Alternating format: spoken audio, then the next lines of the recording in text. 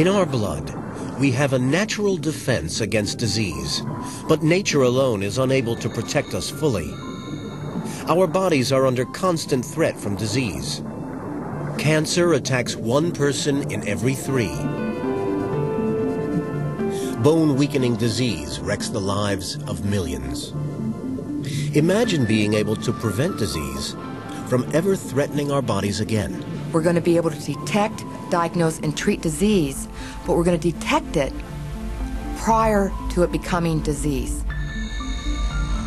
NASA is turning its sights to a new frontier, the inner space of the human body. Pioneers are developing an amazing new technology, microscopic medical robots, so small they are dwarfed by the blood cells in our veins.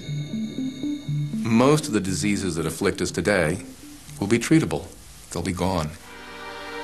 Eradicated by microscopic machines invisible to the naked eye, they will patrol our bodies on a mission to destroy disease.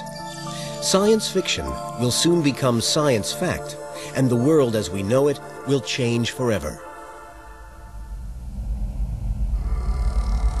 Space exploration is bringing about the dawn of a new age for medical care here on Earth. The force behind it all is the NASA quest to send people to Mars. Space is the most life-threatening environment imaginable. If we left today, we would not survive. The team guaranteeing a safe and healthy mission to Mars is headed by Chief Scientist Kathy Olson.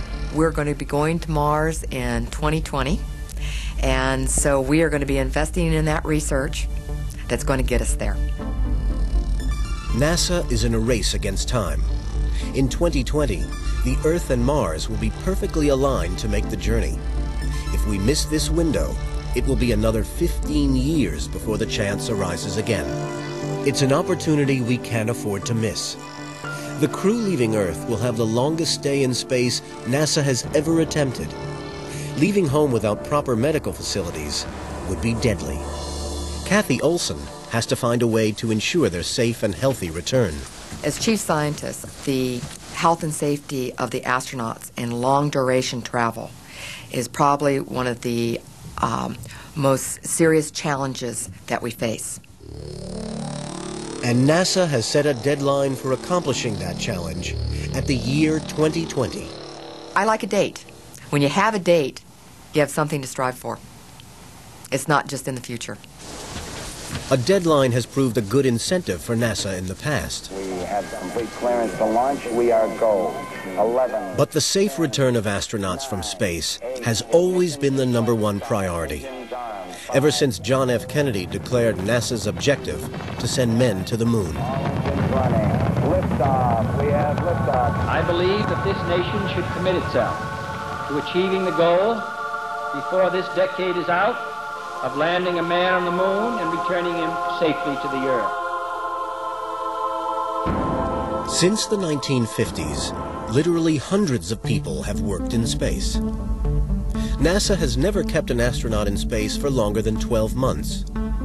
The reason being that over time, our bodies adapt to the weightless environment. Without gravity, muscles weaken almost beyond use, and bones begin to crumble, causing pain and fragility on return to Earth. The same symptoms as osteoporosis. Another deadly concern is the sun. Away from the protection of Earth's atmosphere, intense radiation causes cancer. With only the most limited medical facilities on a spacecraft, prevention has always been considered as the best cure. And to date, the best prevention is not to spend too long in space, to come home as soon as possible. A journey to Mars using today's healthcare technology is out of the question. It's going to take us 9 months to get to Mars. We're going to be living there for a year and a half and then coming back. So we're going to be spending 3 years in space.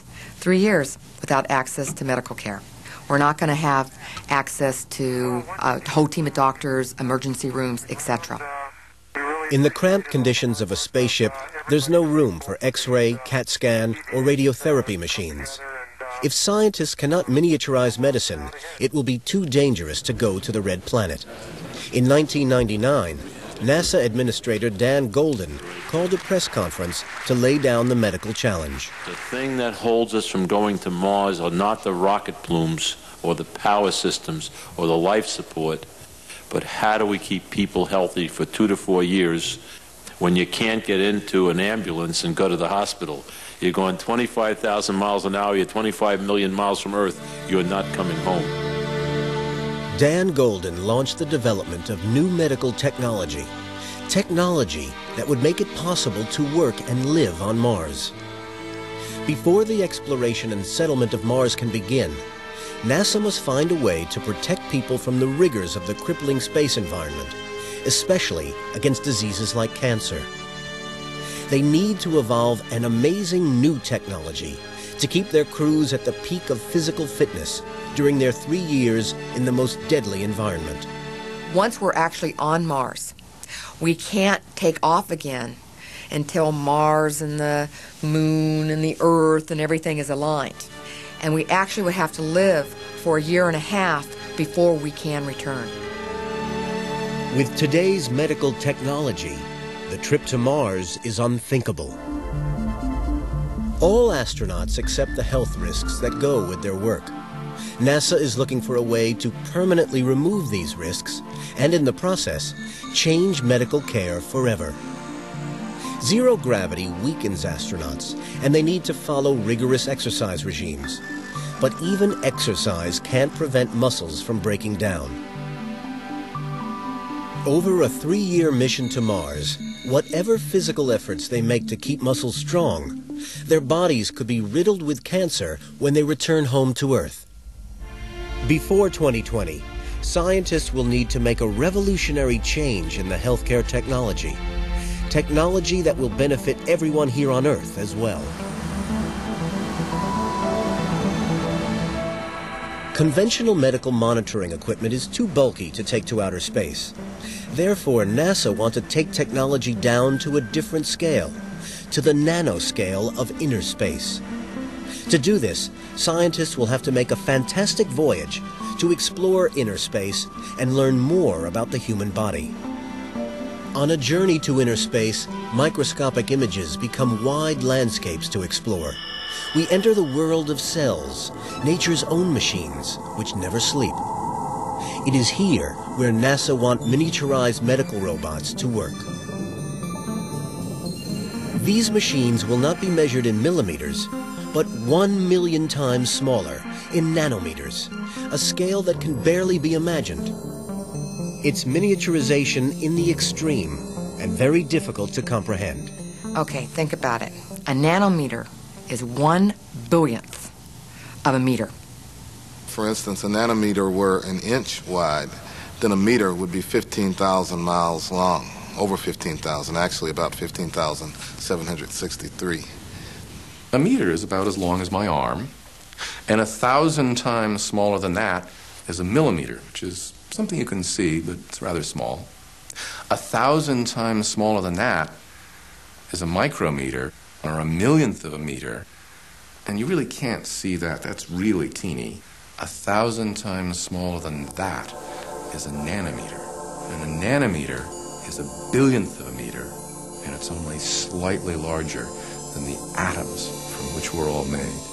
Welcome to the nano world. This is the dawn of a new age, the age of nanomedicine.